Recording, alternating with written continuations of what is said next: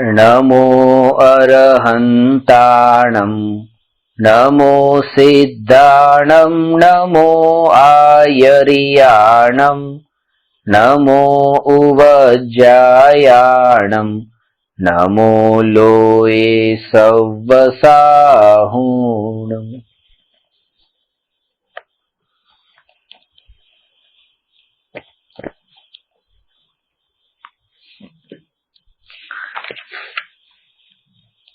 આત્માની ઉપલબ્ધિની ચર્ચા ચાલે છે। મોક્ષ માર્ગ પ્રકાશક 7મો અધિકાર ને સમ્યક્ સન્મુખ મિથ્યા દ્રષ્ટિનું વર્ણન ચાલે છે। પાના નંબર 267 પર 5 લબ્ધિઓનું સ્વરૂપ શરૂ થયું હતું। એમાં ક્ષયોપશમ લબ્ધિ, વિશુદ્ધિ લબ્ધિ, દેશના લબ્ધિ, પ્રાયોગ્ય લબ્ધિ અને કરણ લબ્ધિ, એ 5 લબ્ધિમાંથી 4 લબ્ધિ પર ચર્ચા થઈ। ક્ષયોપશમનો અર્થ 5 ઇન્દ્રિય અને મનના નિમિત્તથી જે જ્ઞાન થાય છે એ જ્ઞાનનું નામ તો ક્ષયોપશમ જ્ઞાન છે। અને કર્ણાનુયોગની અપેક્ષાએ ચર્ચા કરીએ તો કર્મના જ્ઞાનાવરણી કર્મના ક્ષયોપશમથી જેટલા અંશે જ્ઞાનનો ઉઘાડ છે એ જ જ્ઞાનનો ક્ષયોપશમ છે। તત્વ વિચાર વિના સમ્યક દર્શન થતું નથી અને તત્વ વિચાર કરવા માટે એટલું જ્ઞાન જોઈએ। નારકીમાં પણ એટલું જ્ઞાન છે એટલે ચારેય ગતિના દરેક જીવ સંઘની પંચેન્દ્રિય જીવને સમ્યક દર્શન પ્રગટ થઈ શકે છે, કારણ કે વિચાર કરી શકે છે। જે આપણે વાત કરી હતી કે વિચાર અને ધ્યાન આ સાધનાના 2 મુખ્ય બિંદુ છે। વિચારથી સાધનાની શરૂઆત થાય છે અને ધ્યાનથી સાધના સફળ થાય છે। ક્ષયોપશમ લબ્ધિ જે છે તે વિચાર રૂપ છે અને કરણ લબ્ધિ ધ્યાન રૂપ છે। આ પહેલી લબ્ધિથી છેલ્લી લબ્ધિ સુધી પહોંચવાની કૃપાળુ દેવે આ 1-2 શબ્દમાં જ વિધિ બતાવી દીધી। ઔષધ વિચાર ધ્યાન, વિચાર અને ધ્યાન એટલે વિચાર અને ધ્યાન નહીં પણ વિચારથી ધ્યાન સુધીની જે વિધિ છે એ ખરી ઔષધિ છે। એની અહીંયા આપણે ચર્ચા કરીએ પેલા ક્ષયોપશમ લબ્ધિમાં।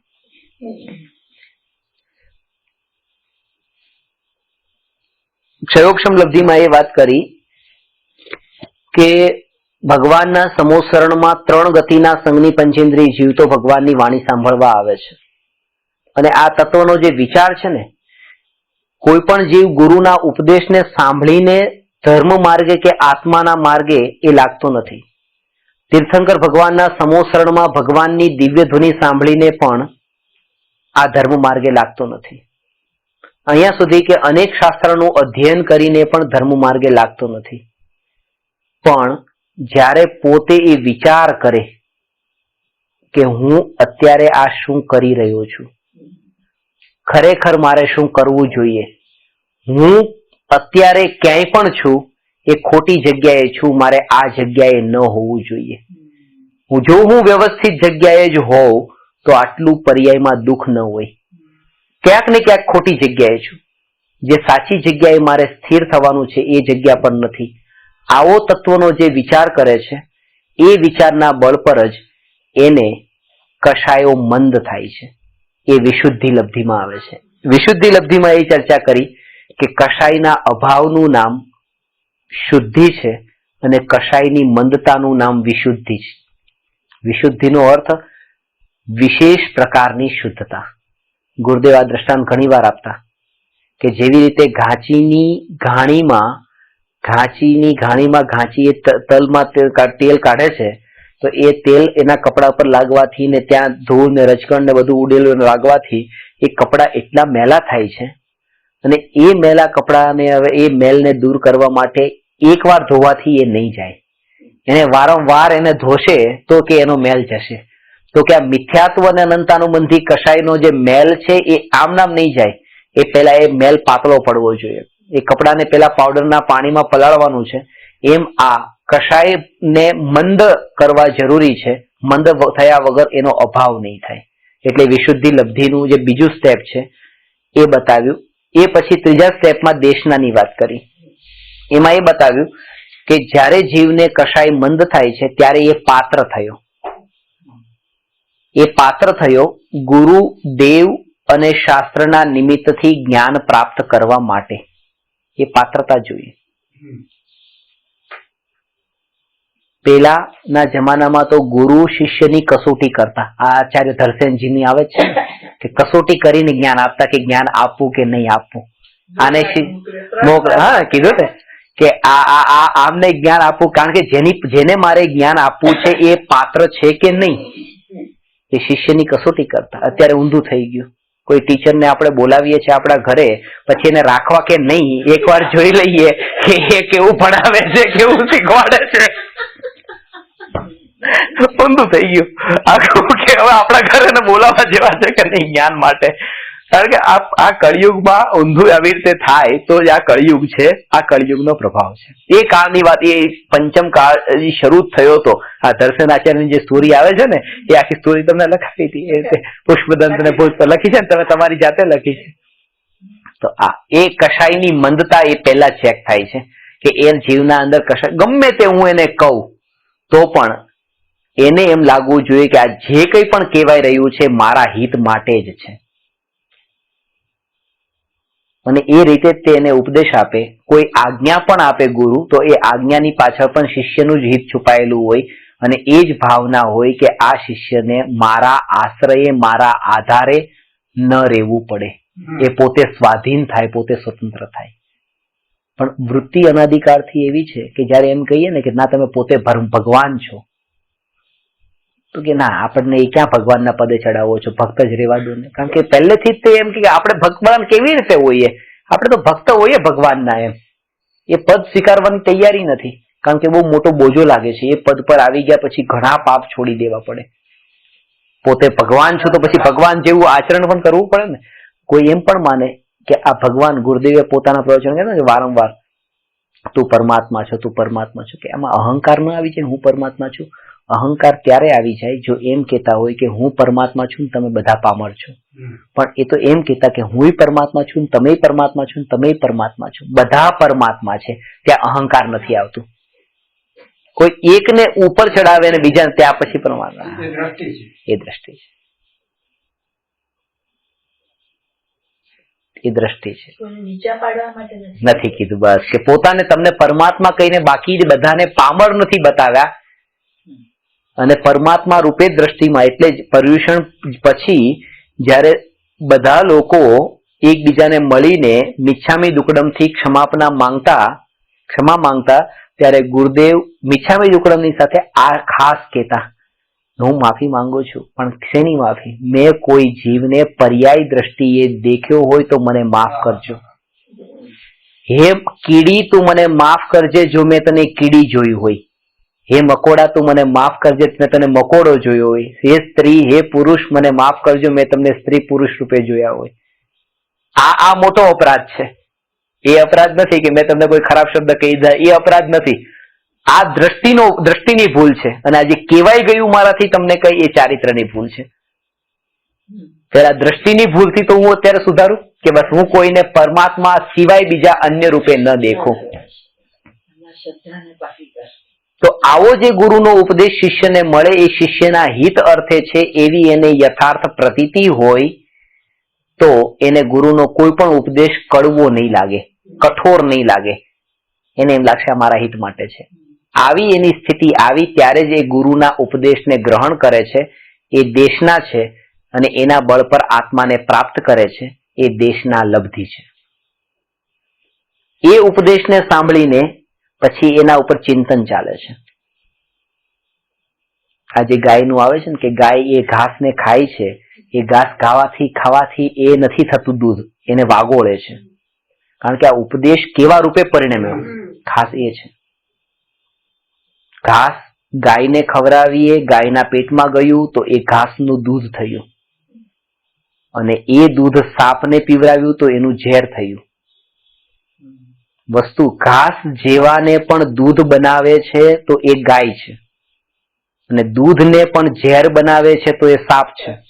એટલે એ વાત જે ગુરુએ શિષ્યને આપી છે એક શિષ્ય કેવું કેવું પાત્ર છે કે એમાં આ ઉપદેશ જતા એ ઉપદેશ કેવા રૂપે પરિણમ્યો, મહત્વ એનું છે.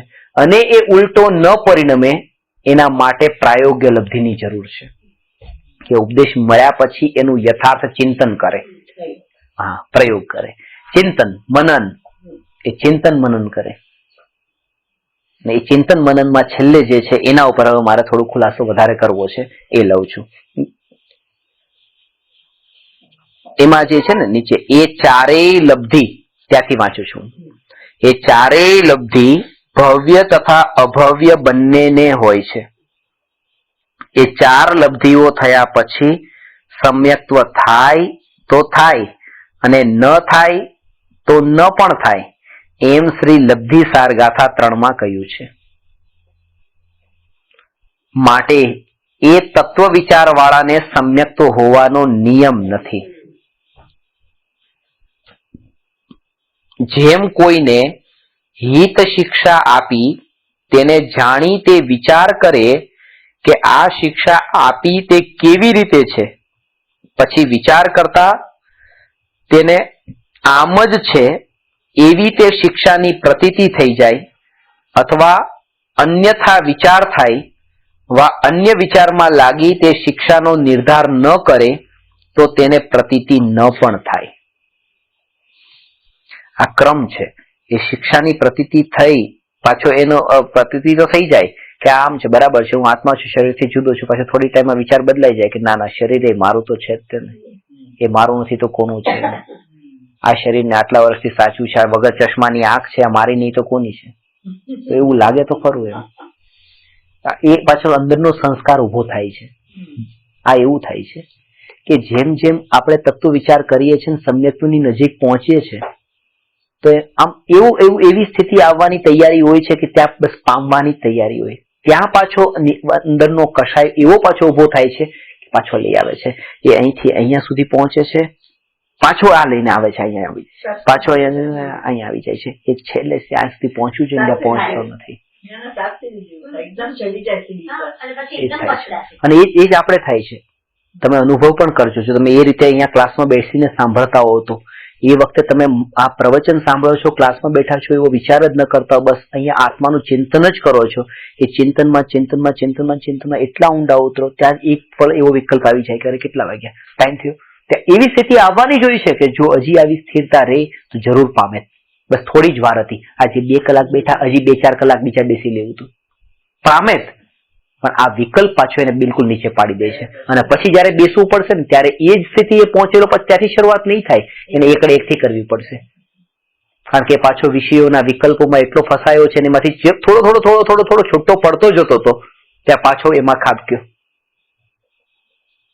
નહીં તો આપણે રોજ આટલો અભ્યાસ કરતા હોઈએ, અત્યાર સુધી કેમ નથી પામી જતા? કારણ કે એ સ્થિતિએ પહોંચ્યા પછી પાછું છૂટી જાય છે, પાછા નીચે પડી જઈએ છીએ.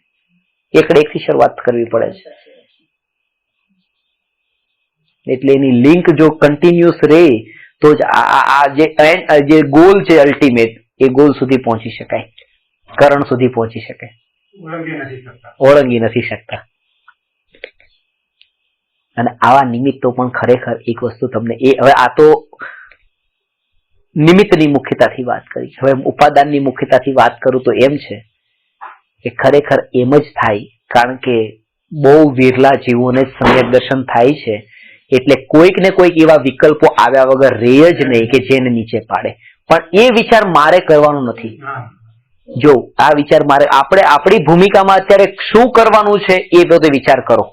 ક્રમબદ્ધ પર્યાયમાં બધું પાક્કું છે, થવા યોગ્ય બધું થવાનું જ છે, એ બધી વાત સાચી. આ ભૂમિકામાં મારે શું વિચાર કરવાનો છે એ કરો.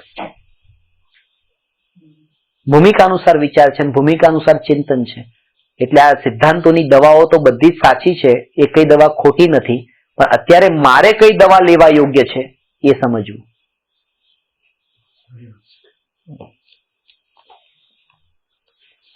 અને તત્વ વિચારમાં આમાં જે વાત કરી ને કે એને પ્રતીત થઈ જાય ને પછી શ્રી ગુરુએ તત્વોપદેશ આપ્યો, તેને જાણી વિચાર કરે કે આ ઉપદેશ આપ્યો તે કેવી રીતે છે, પછી વિચાર કરતા તેને આમ જ છે એવી શિક્ષાની પ્રતીતિ થાય અથવા અન્યથા વિચાર થાય અથવા અન્ય વિચારમાં લાગી તે ઉપદેશનો નિર્ધાર ન કરે તો પ્રતીતિ ન પણ થાય, પણ તેનો ઉદ્યમ તો માત્ર તત્વ વિચાર કરવાનો જ છે. આ જીવને થાય તો થાય, ન થાય તો ન પણ થાય, પણ એ તત્વ વિચારને છોડતો નથી. કીડીની જેમ એ ઉપર જાય છે, પાછો નીચે પડે તો પણ પાછો ઉપર ચડે છે, એમ એ તત્વ વિચાર ચાલુ ને ચાલુ રાખશે.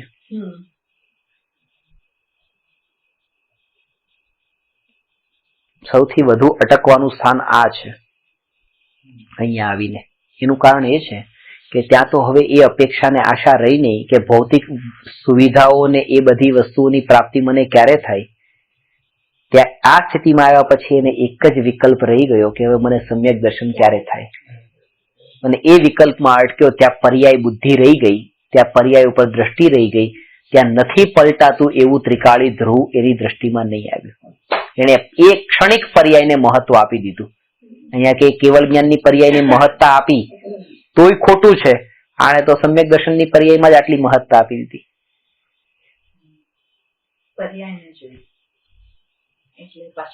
કેવળ જ્ઞાન પણ મહાન નથી આત્માથી. એટલે એ કીધું કે પરમાત્મા કરતા આત્મા મહાન છે, કારણ કે પરમાત્મા પર્યાય સહિત આત્મા છે ને આત્મા શુદ્ધ આત્મા છે, એમાં પર્યાય નથી.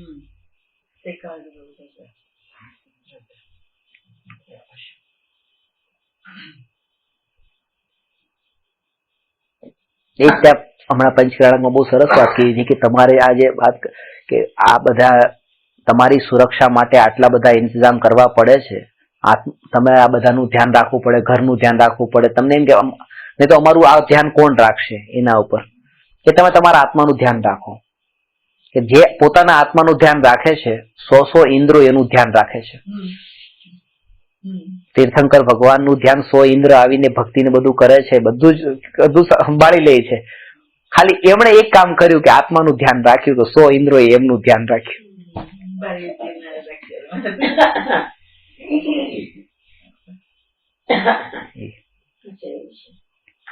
એટલે એ પછી એમ નહીં કે 100 ઇન્દ્રને ધ્યાન રાખવા માટે ચલો આપણે આત્માનું ધ્યાન રાખો, એ આશા સાથે પાછું આત્માનું ધ્યાન નહીં રાખવું. નહીં તો એક ઇન્દ્ર નહીં આવે, ઉલટી તો ગતિ થશે. આવું થાય. આ તો બધું પાછું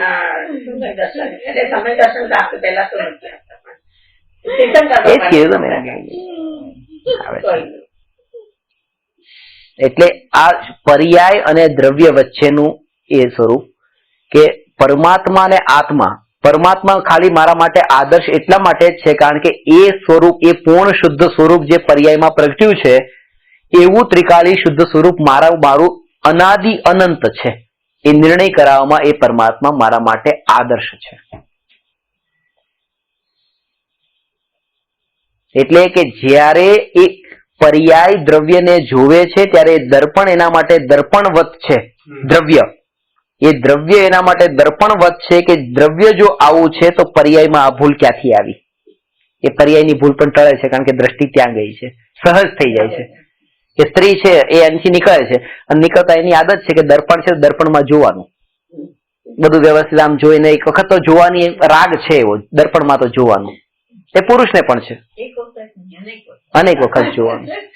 પણ એને એ જ કે દર્પણને જોયા પછી ખાલી જોતી નથી, એ દર્પણને જોયા પછી જે કંઈ પણ અહીંયા ભૂલ લાગી એનું તાત્કાલિક ઇન્સ્ટન્ટ કરેક્શન કરે છે. આપણે પણ એક કોલર ઊંચો હોય ને એક બરાબર હોય તો દર્પણમાં જોયું તો તાને ઠીક કરી દીધો, તો એ ખબર પડતા તરત જ આપણે એને ચેન્જ કરીએ છીએ. તો આ પર્યાયમાં જે ભૂલ છે, જ્યારે દ્રવ્ય તરફ દ્રષ્ટિ કરી તો દ્રવ્યમાં આ નથી તો પર્યાયમાં ક્યાંથી આવ્યું? એ પર્યાયમાંથી પણ કરેક્ટ થઈ જાય છે, પછી એ ભૂલ રહેતી નથી. તરત જ જાગૃત થઈ જઈએ છે. વાળની લટ પણ આગળ આવેલી હોય દર્પણમાં જોયું તરત જ આપણે એને ઠીક કરી નાખી, ના આમ ને આમ હોવી જોઈએ. એ જાગૃત કે આમ ને આમ હોવું જોઈએ, કરેક્શન. એટલે પર્યાયનું જે છે, પર્યાયમાં જે આપણે કરેક્શન કરવાનું છે દ્રવ્ય સ્વભાવ તરફ દ્રષ્ટિ કરતા, એ પર્યાયનું કરેક્શન થાય છે. આ તત્વ વિચાર, આ પ્રાયોગ્ય લબ્ધિમાં આ સ્થિતિ હોય. દ્રવ્ય ઉપર દ્રષ્ટિ કર, અને એ પણ સહજ થાય છે. પર્યાયની ભૂલ દૂર નથી કરવાની. હજી પણ કહું છું કે પર્યાયની ભૂલ દૂર નથી કરવાની, કે પર્યાય એ થઈ જાય છે કારણ કે દ્રવ્યમાં દ્રવ્ય ઉપર જેટલી દ્રષ્ટિ ગઈ, દ્રષ્ટિ પછી જેટલું એકત્વ થતું ગયું અને એકત્વની સાથે સાથે જેટલી એમાં સ્થિરતા થતી ગઈ એટલી પર્યાયની ભૂલ ટળતી ગઈ.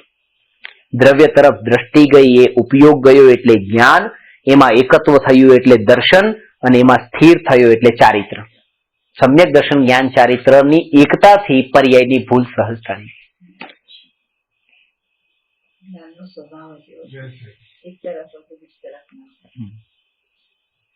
પર્યાય જેવી સ્વભાવનો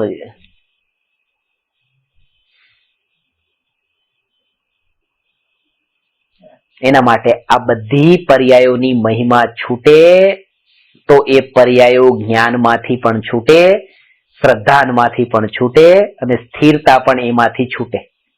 ક્યારે? કે જયારે એની મહિમા છૂટે. પહેલા જ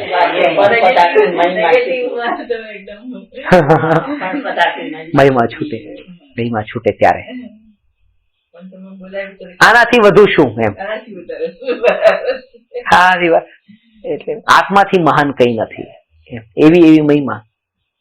તેથી શું કઈ દરેક સમય તેથી શું.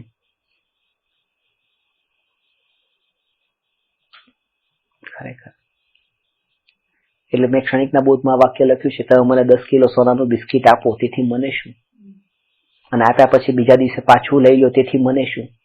કારણ કે એ આવ્યું તો એ ત્રિકાળી સ્વભાવમાં મળ્યું નતું ને ગયું તો એ સ્વભાવમાંથી ગયું નથી. એ બહાર જ હતું બહાર જ રહ્યું છે. આ તેથી મને શું, આ વિચાર તો કરવાનો, ભલે સમ્યક દ્રષ્ટિને થાય. આપણે વિચાર તો કરી આવો કે તેથી મને શું. અને આ વિચાર માટે તમારે અનેક શાસ્ત્રોનું જ્ઞાન હોવું જરૂરી નથી, વિદ્વત્તા જરૂરી નથી. આ ખાસ બતાવું. તમારા જયપુરમાં બધા વિદ્યાર્થીઓ બધા મળ્યા, બહુ જ્ઞાની છે, બધું જ છે, પણ આપણને એમ લાગે કે આપણી પણ આવી ક્યાંક ભૂલ થતી તો સુધારીએ. જ્ઞાન ઘણું વધી ગયું હોય, પણ અંદર જે આપણને એમ લાગે ને કે જે આ એક ત્રિકાળી શુદ્ધતા વાળી વાત ને, કારણ કે એટલા લપેટાઈ જ ગયા હોય આપણે, ઘણી વખત એમ લાગે કે આ ખરેખર આ પ્રતિષ્ઠાના અંદર આપણે રાગ, આપણું જે મૂળ લક્ષ્ય જ યાદ નથી આવતું. 8 દિવસમાં ખબર જ નથી પડતી કે આપણે શું કામ માટે અહીંયા આવ્યા છીએ. લક્ષ ચુકાઈ જાય છે ખરેખર. બધું આપણું પહેલું આપણું જ બધાનું થઈ જાય, ખરેખર ચુકાઈ જાય છે ખરેખર. કારણ કે એમાં એટલું બધું કરવું, મને તો ઘણાય કે તમે આ બધું ન કરી શકો. અને જો તમારે એ ન કરવાની તાકાત હોય તો, કે જયારે તમે એમ કહો કે આ વીઆઈપી ગેસ્ટ, તો મારા માટે તો દરેક આત્મા વીઆઈપી છે. હવે આ વીઆઈપી તરીકે ના, એ કરવું જ પડે. વીઆઈપી તરીકે તમારે જો આ બધું કરવું તો વીઆઈપી કરવું પડે. હવે એ મારાથી થતું નથી, એ નથી થતું તો તમે કે ન કરી શકો, કારણ કે અત્યારે આવું બધું કરવું પડે. એટલે આ કરવું પડે, આ ભાવ જ જે છે ને, એટલે સ્વભાવમાંથી આપણે હટી ગયા. આને પછી આપણે આપણા બચાવ માટે નામ વ્યવહાર આપી દીધું, આમ ઘણા રીતે એમ કહી દીધું, પણ ખેદ વર્તવો જોઈએ કે આ બરાબર નથી. મારું સાધ્ય નથી. આ વિચારની મહિમા એટલી છે, સાધ્ય લાગે છે ને.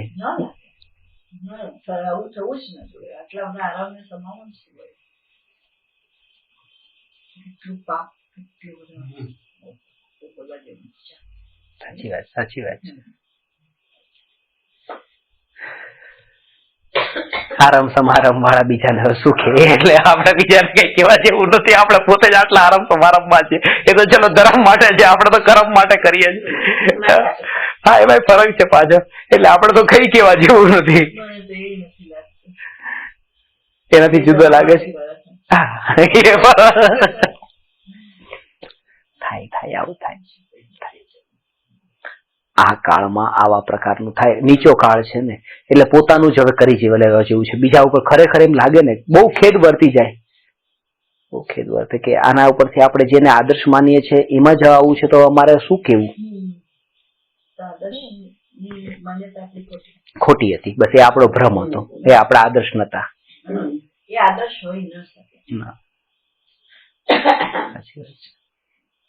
ગુરુદેવની મહિમા ત્યારે વધી જાય.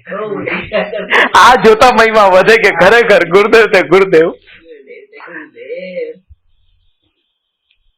બંધ કરું છું.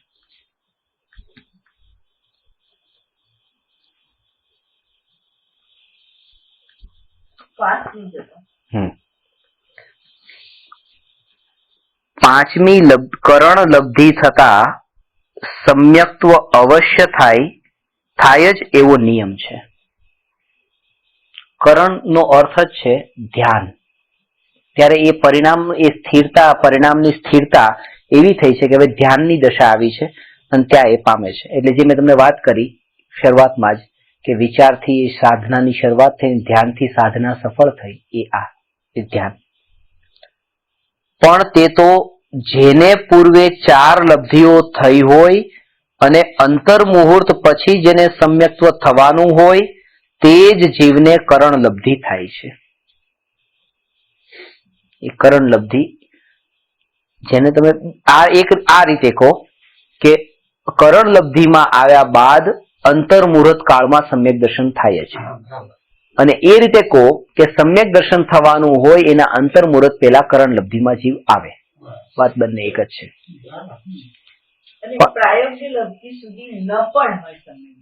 ન જ હોય, કરણ પછી જ પાંચમી કરણ લબ્ધિ આવેલા જીવને જ સમ્યક દર્શન હોય જ. કારણ કે એ તો થાય જ છે. ત્યારે તો એ ત્યાં કરણ લબ્ધિ આવ્યા છે એમ. એટલે થવાનું છે અંતર મુહૂર્ત કાળમાં. એ ટાઈમે નથી, અંતર મુહૂર્ત કાળમાં આવે ને સમ્યક દર્શન થશે કરણ લબ્ધિમાં આવેલા જીવને. 48. હવે એનું અંતર મુહૂર્ત નું મિનિંગ બતાવી દો. અંતર મુહૂર્ત નું મિનિંગ બતાવી દો. આમાં એવું છે કે એ સમયનું આ બધી કર્ણાનુયોગ સંબંધી જે વાત છે ને, ત્યારે એક વાત ખાસ ધ્યાનમાં રાખવાની કે એ જીવનું લક્ષ્ય, દ્રષ્ટિ, ઉપયોગ, જ્ઞાન ક્યાંય જોડાયેલું નથી પોતાના આત્મા સિવાય. જો જેમ કે કોઈ જ્ઞાની પોતાના આત્માનું ધ્યાન કરે છે, એ ધ્યાન કરતા કરતા કર્મની નિર્જરા થાય છે, તો એ નિર્જરાની એ જ્ઞાનીને ખબર પડે કે ન પડે કે આ જો કર્મ ખરે છે. નિર્જરા તરફ ઉપયોગ જાય તો સ્વભાવમાંથી ઉપયોગ હટ્યો તો નિર્જરા જ બંધ થઈ ગઈ. નિર્જરા તો એને થાય છે જેની દ્રષ્ટિ નિર્જરા તરફ નથી. મોક્ષ પણ એને જ થાય છે જેની દ્રષ્ટિ મોક્ષ તરફ નથી. આત્મા પર દ્રષ્ટિ જેને છે એને મોક્ષ થાય છે. મોક્ષ પર દ્રષ્ટિ વાળાને મોક્ષ નથી થતો. નિર્જરાનું પણ એવું છે, સંવરનું પણ એવું છે,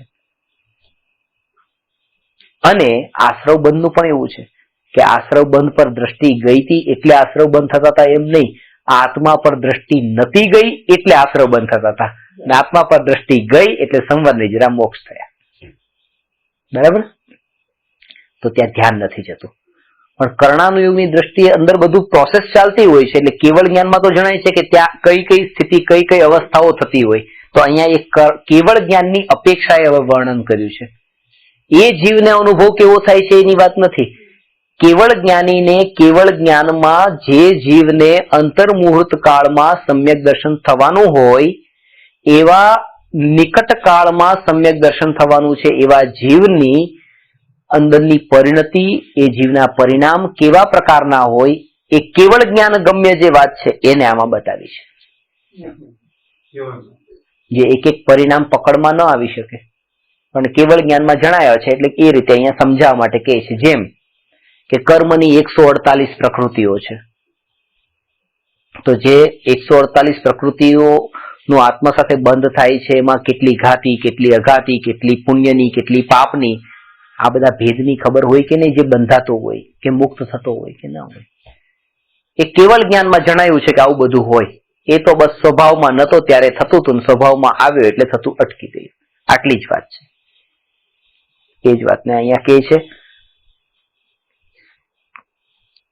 કે પાંચમી આ થયું ને, એ કરણ લબ્ધિ વાળા જીવને બુદ્ધિપૂર્વક તો એટલો જ ઉદ્યમ હોય છે કે તે તત્વ વિચારમાં ઉપયોગને તદરૂપ થઈ લગાવે.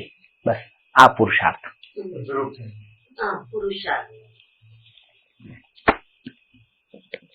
અંતર મુહૂર્ત કાળ.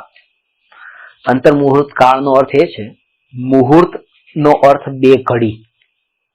1 ઘડી એટલે 24 મિનિટ અને 2 ઘડી એટલે 48 મિનિટ. 48 મિનિટની અંદરનો કાળ, અંદરનો મતલબ અંતર મુહૂર્ત, એટલે એક સમય, smallest part of time is called સમય. એક સમય ઓછો 48 મિનિટથી એનું નામ થયું અંતર મુહૂર્ત. એક સમય ઓછો. પછી એ 2 સમય ઓછો હોય તો પણ અંતર મુહૂર્ત જ છે, 3 સમય હોય ઓછા તો અંતર મુહૂર્ત છે, એટલે લેસ ધેન મુહૂર્ત છે. મુહૂર્ત એટલે લેસ ધેન, અંતર મુહૂર્ત એટલે લેસ ધેન મુહૂર્ત.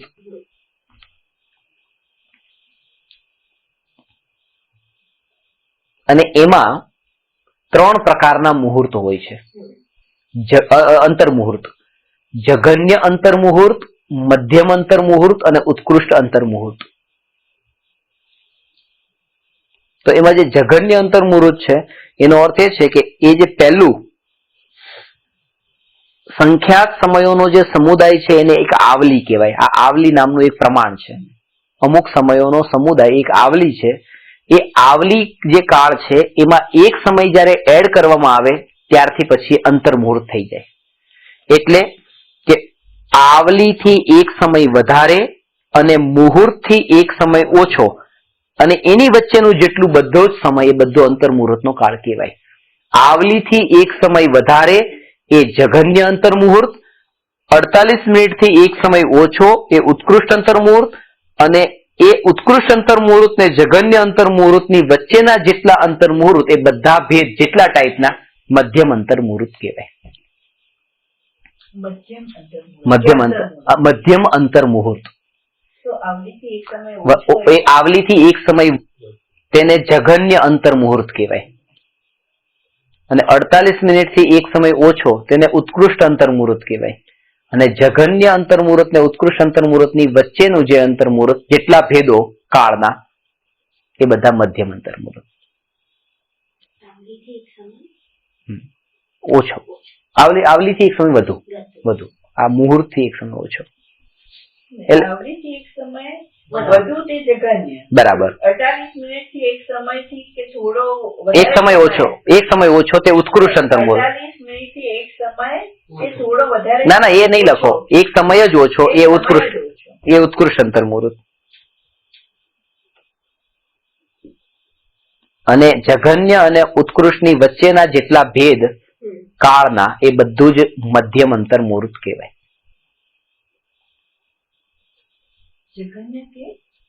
જઘન્યથી ઉત્કૃષ્ટ ની વચ્ચેના જેટલા કાળના ભેદ છે તેને મધ્યમ અંતર મુહૂર્ત કહેવાય. આ મુહૂર્તનો મતલબ ઘડી કીધું ને, 2 ઘડી. સમયસારમાં આ 23મો કળશ આવે છે. અયી કથમપી મૃત્વા તત્વ કૌતૂહલી સન અનુભવ ભવ મૂર્તે પાર્શ્વવર્તી મુહૂર્ત. કે હે જીવ, તું ગમે તેમ કરીને મરીને પણ તત્વનો કૌતૂહલી બન અને એક મુહૂર્ત માટે તું આ દેહનો પાડોશી બની જા. એટલે 2 ઘડી. કારણ કે મરીને પણ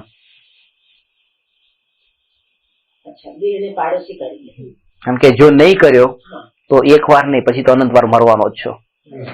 કારણ કે જન્મ મરણ કરીશ ને પછી એમ એટલે અત્યારે મરીને પણ કરવું પડે તો આ કરી લે.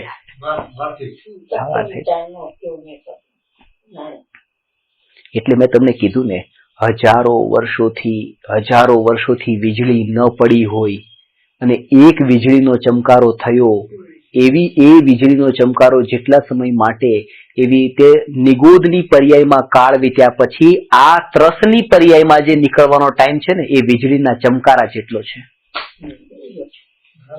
આ વીજળીના ચમકારા જેટલો. અને એ વીજળીના ચમકારનો ત્રસ પર્યાયનો 2 ઇન્દ્રિયથી 5 ઇન્દ્રિયનો કીધો. આ તો એમાં મનુષ્ય પડું ને જૈન કુળ ને આ સુનીવો જીનવાણી ને સાંભળવા જીનવાણી મળે 8 કર્મના આવા ઉત્કૃષ્ટ ઉદય આપણને જે છે એવા આ કાળમાં તો આ ભૂમિ પર ન હોય. બહુ વિરલા જીવોને હોય તો એ મહિમા બતાવી છે. પોતાનું કામ કરી લેવાનો કાળ આવે છે.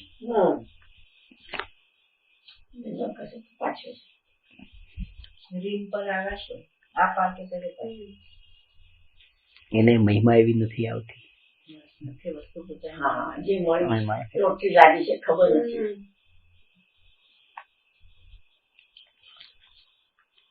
ક્યાંથી લઉં છું?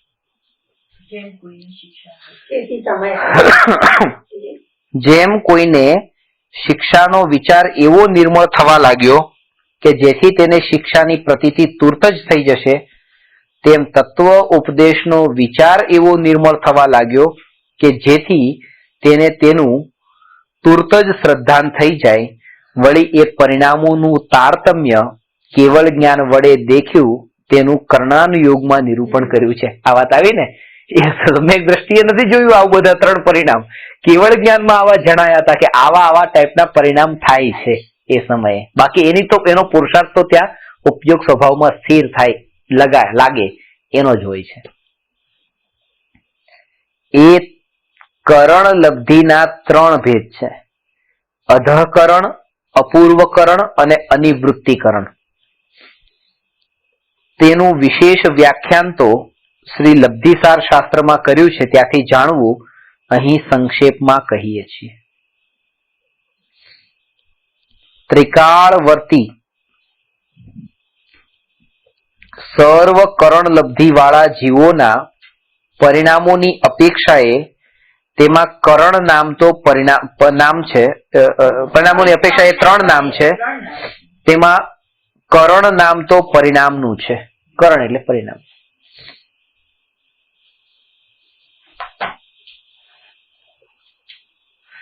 જો અહીંયા એ બતાવે છે કે આજ સુધી જેટલા જીવ સમ્યક દ્રષ્ટિ થયા અને જેટલા જીવ સમ્યક દ્રષ્ટિ થઈ રહ્યા છે ને ભવિષ્યમાં થશે, એમની જે નિર્વિકલ્પ આત્માની અનુભૂતિ એ તો બધા જીવોની સમાન છે. એનાથી વિશેષ એ કે અંતર્મુહૂર્ત કે પહેલાથી જ તે એક સમાન પરિણામો થઈ ગયા છે.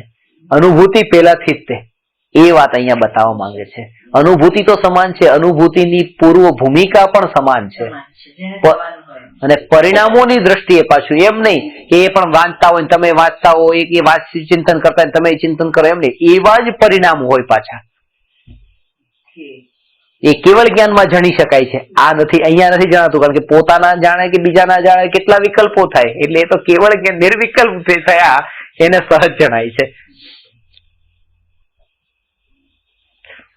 હવે અધઃકરણ આ પહેલો પરિણામ છે.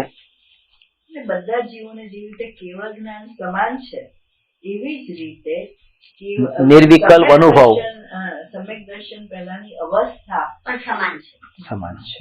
અંતર્મુહૂર્ત પહેલાની અવસ્થા એ કરણ લબ્ધિમાં પ્રવેશ્યો એટલે ત્યાં જ હવે બધું સમાન.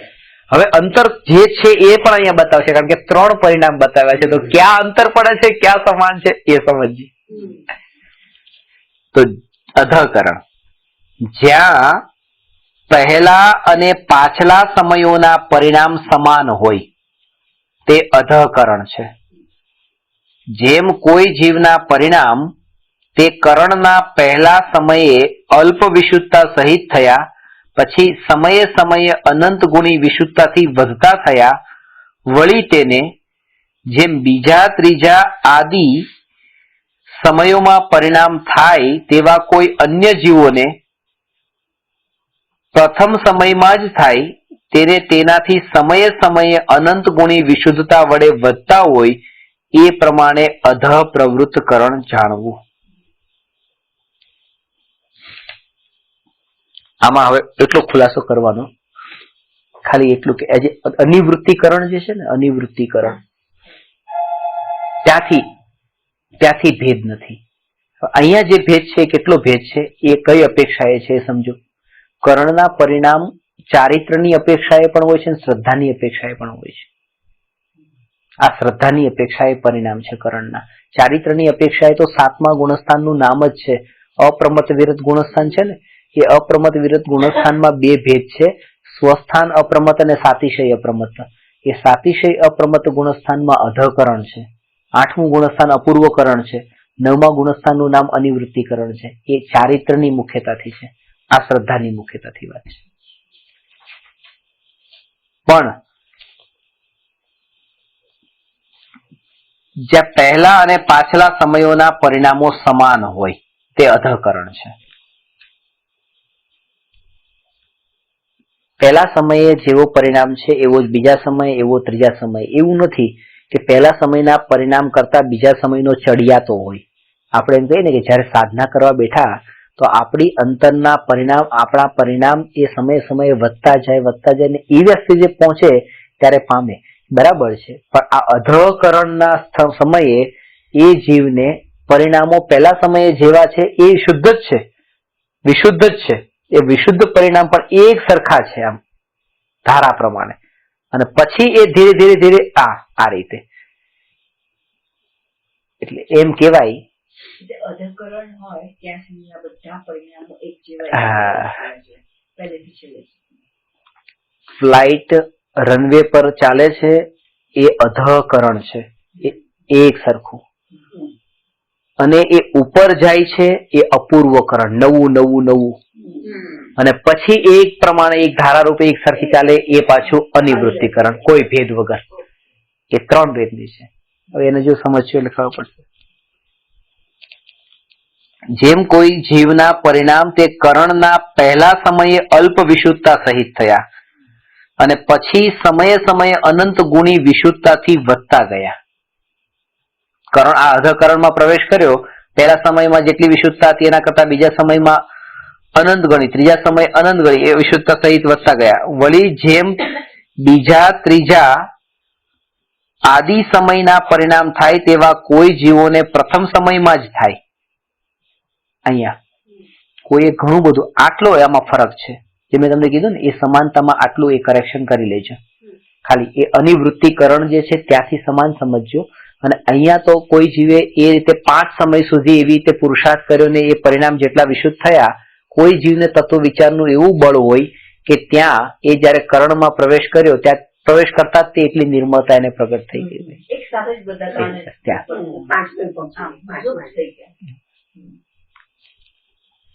એ અધ પ્રવૃત્ત કરણ છે. અને અનંત ગુણી વિશુદ્ધતા વધતી હોય.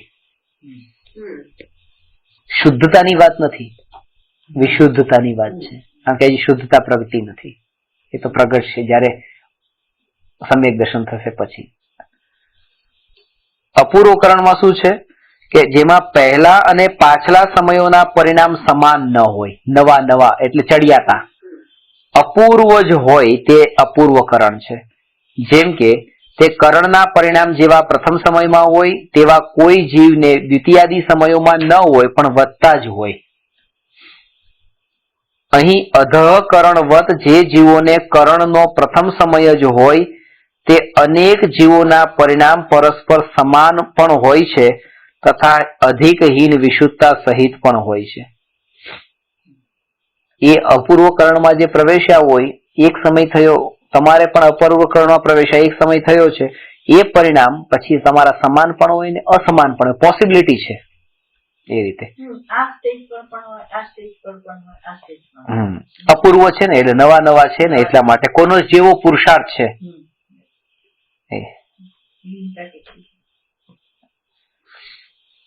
પરંતુ અહીં એટલું વિશેષ થયું કે તેની ઉત્કૃષ્ટતાથી પણ દ્વિતીયાદી સમયવાળા જઘન્ય પરિણામ પણ અનંત ગુણી વિશુદ્ધતા સહિત જ હોય છે.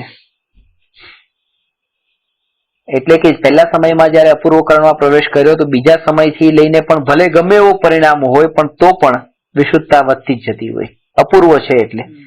એ જ પ્રમાણે જેને કરણ માંડીએ દ્વિતીયાદી સમય થયા હોય તેને તે સમયવાળાઓના પરિણામ તો પરસ્પર સમાનવા અસમાન હોય છે, પરંતુ ઉપરના સમયવાળાના પરિણામ તે સમયે સર્વથા સમાન હોય નહીં પણ અપૂર્વ જ હોય છે. એ અપૂર્વકરણ જાણવું. આ અપૂર્વકરણમાં પણ જેમ જેમ હવે આગળ જાય ને અનિવૃત્તિ સુધી પહોંચતા, ત્યાં તો હવે એવું નવું આવે અને એક સ્થિતિ પછી એવી આવે કે હવે કોઈ નવા પરિણામ નહીં. તમે જે એરોપ્લેનનો દાખલા આપો ને એવું બરાબર આમ જયારે જાય ત્યારે એના પરિણામ ઊંચા ઉપર જાય પછી પાછા આમ સીધા સમાન થઈ જાય. પેલા સીધા અને ખાસ વાત એ છે કે ત્યાં પછી જયારે સ્થિર થાય ને, ઘણી આપણને એવું પણ અહેસાસ થાય કે વિમાનમાં બેઠા છીએ આપણે સ્થિર જ છીએ, ચાલતું જ નથી, આમનામ જ બેઠા છીએ. એ રનવે પર હોય ત્યારે લાગે, ઉપર જતા હોય ત્યારે ચાલતા લાગે, પણ ઉપર જયારે ચાલે ને ત્યારે તો આ સ્થિતિમાં અનિવૃત્તિકરણમાં તો પરિણામ એવા શાંત ને સ્થિર થયા છે, ત્યાં કોઈ વિકલ્પ જેવું નથી, ત્યાં સ્થિરતા જ છે, અસ્થિરતા નથી. અ એટલે નહીં, નિવૃત્તિ એટલે ભેદ, કરણ એટલે પરિણામ. ભેદ વિનાનો પરિણામ. અ એટલે નહીં, નિવૃત્તિ એટલે ભેદ. આપણા માટે તો આજ ને કે અપૂર્વ અવસર એવો ક્યારે આવશે, આવો એ કૃપાઓ દેવ માટે એ બરાબર છે, આપણા માટે આ બરાબર નહીં. નિવૃત્તિ એટલે ભેદ, કરણ એટલે પરિણામ.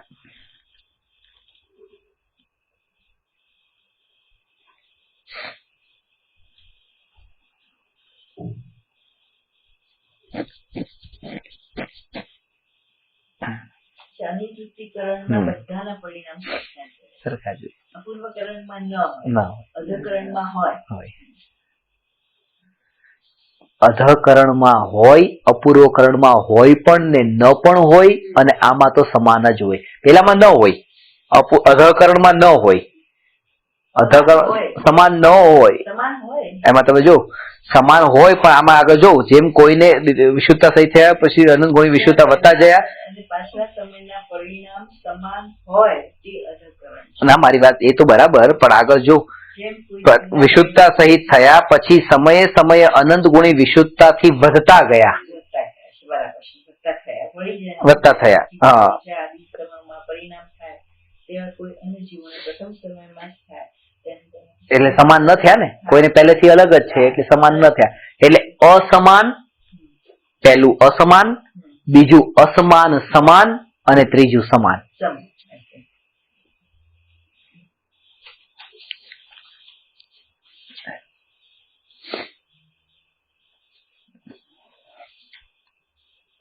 અનિવૃત્તિકરણ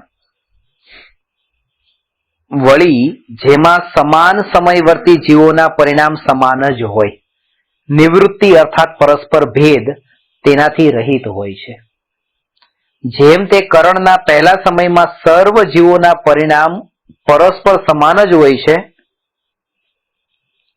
એ જ પ્રમાણે દ્વિતીયાદિ સમયોમાં પરસ્પર સમાનતા જાણવી તથા પ્રથમાદિ સમય વાળાઓથી દ્વિતીયાદિ સમય વાળાઓને અનંત ગુણી વિશુદ્ધતા સહિત હોય છે, એ પ્રમાણે અનંત અનિવૃત્તિકરણ જાણવું.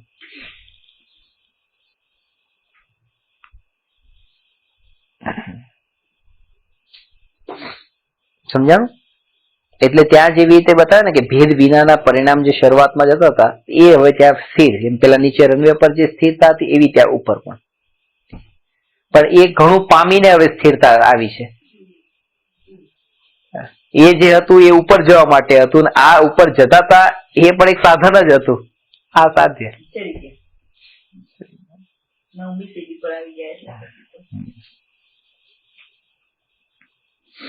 એ પ્રમાણે ત્રણ કરણ જાણવા.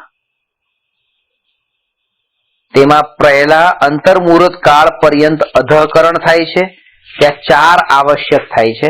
એ બધું વિસ્તારથી સમજવા જેવું છે, એ લેશું. કારણ કે આને ઉતાવળ કરવા જેવું એ ચાર જે છે ને, અનંત ગુણી શુદ્ધિ, અસંખ્યાતની નિજરા, એ બહુ સૂક્ષ્મ પ્રકરણ છે. એ રીતે અપૂર્વકરણમાં શું થાય, અનિવૃત્તિકરણમાં શું થાય, અંતરની આ ઉપયોગ સ્વભાવમાં જેમ જેમ સ્થિર થતો જાય છે એમ એમ કર્મના વ્યૂ પોઈન્ટ થી જોઈએ તો ત્યાં શું હોય, પરિણતિ કેવા પ્રકારની હોય, ઉપયોગ કેવા પ્રકારનો હોય, પરિણામ કેવા પ્રકારના હોય, પ્રતીતિ કેવા પ્રકારની હોય, આ બધા એંગલ થી એને સમજવાનું છે ત્રણેય કરણના પરિણામોના કાળે. નથી કઈ નથી અઘરું. નમો અરહંતાણમ નમો સિદ્ધાણમ નમો આયરિયાણમ નમો ઉવજ્જાયાણમ નમો લોયે સવસાહુ.